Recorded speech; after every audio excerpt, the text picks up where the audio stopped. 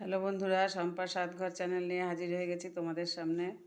দেখো বন্ধুরা, এর আগের একটা ভিডিওতে আমি দেখিয়েছিলাম যে মটরশুঁটি কিভাবে রাখা যাবে, সারা বছর খাওয়া যাবে। তা আমিও রেখেছিলাম, একটা কৌটো বার করেছি। দেখো, ডিপে রেখেছিলাম, যেমন সুন্দর রং তেমনই আছে।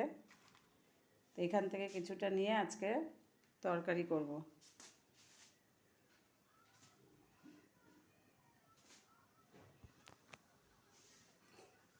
কড়াইতে তেল গরম হয়ে গেছে, দিয়ে দেবো কালো জিরে,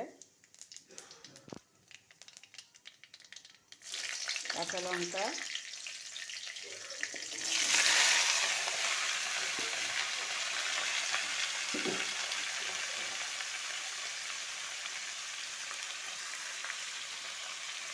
লবণ, একটু নাড়াচাড়া করে নেব।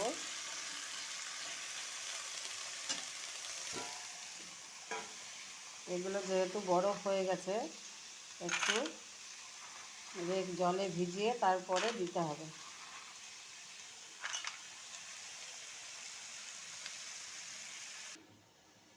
তো দেখো বন্ধুরা, যেমন মটরশুঁটি বাজার থেকে কিনে নিয়ে এসে রান্না করা হয়, ঠিক সেরকমই লাগছে। জলে ভিজিয়ে নিয়েছি, সেরকমই একদম হয়ে গেছে। তোমরা যদি কেউ রেখে থাকো, এভাবেই সারা বছর খেতে পারবে। এবার আমি দিয়ে দেবো কড়াইতে।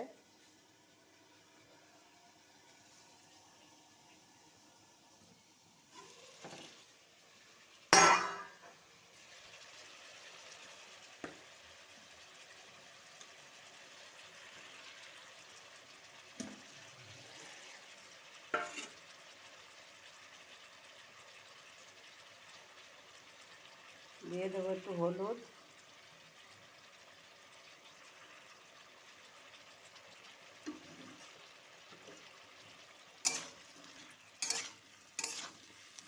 নাড়াচাড়া করে ঢাকা দিয়ে দেবো। চলো বন্ধুরা, দেখে নিই এবার মটরশুঁটি দিয়ে তরকারি কেমন সেদ্ধ হলো।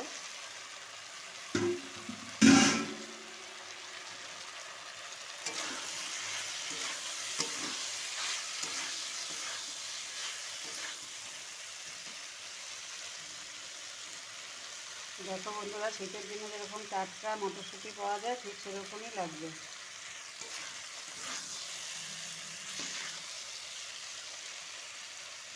এই দেখো, তোমরা যারা এইভাবে রেখেছো তারা তো সারা বছরই খেতে পারবে।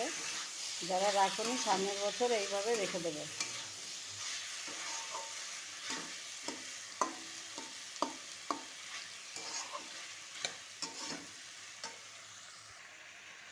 এবার দিয়ে দেবো একটু চিনি,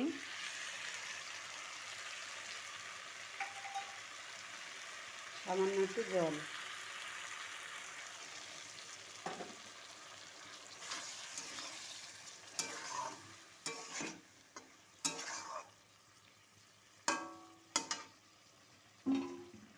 ঢাকা দিয়ে দেবো। দেখা যাক বন্ধু, এবার তরকারিটা কত দূর হলো।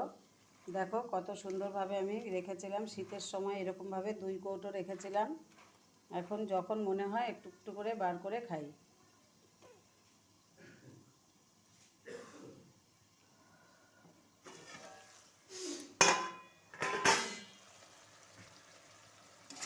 তরকারি একদম রেডি হয়ে গেছে। দেখো মটরশুঁটিগুলো কত সুন্দর, একটুও রং পাল্টায়নি।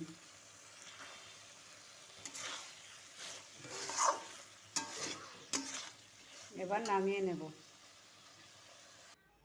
তো দেখো, মটরশুঁটি যত্ন করে রেখেছিলাম, তা দিয়ে তরকারি আমার রেডি। তোমাদের শম্পার সাতঘর চ্যানেলের ভিডিও যদি ভালো লাগে, অবশ্যই চ্যানেলটি সাবস্ক্রাইব করবে, লাইক কমেন্ট করবে এবং শেয়ার করে অন্যান্যদের দেখার সুযোগ করে দেবে।